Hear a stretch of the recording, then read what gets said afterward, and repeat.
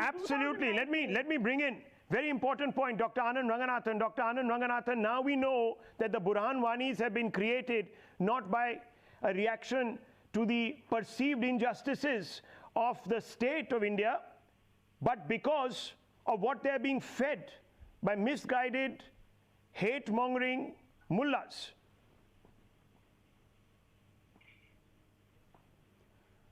Good evening, Rahul. I'm afraid I would have to disagree. There is nothing called radicalization or radical Islam. If a doctor reads, imbibes, memorizes, practices, preaches, extols a definitive and iconic book of medicine, like for example the Gray's Anatomy, would you call him a radical doctor?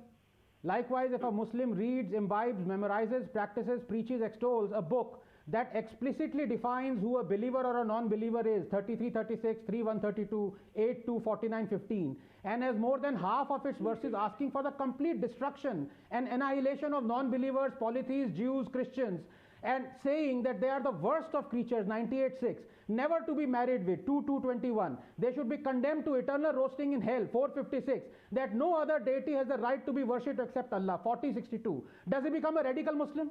Are 1.8 billion Muslims radical? Because all of them, by the very definition of being Muslim as given by Allah, have to believe that these commandments by Allah are true and inviolable. This is why I say Islamophobia is the rational fear of discussing Islam in its entirety among Muslims, which is the axiom, snare the fundamentalists but spare the fundamentals. It is the so-called moderate Muslims who are Islamophobic. That is that they fear Islam. They fear to bring out the commandments of their holy book in its entirety on Jews, Christians, polytheists, homosexuality, apostasy, heresy, dress code, wife beating, blasphemy, because they fear being called illiberal and hypocrites. So they end up condemning and branding as radicals the Muslims who are faithfully following the fundamentals.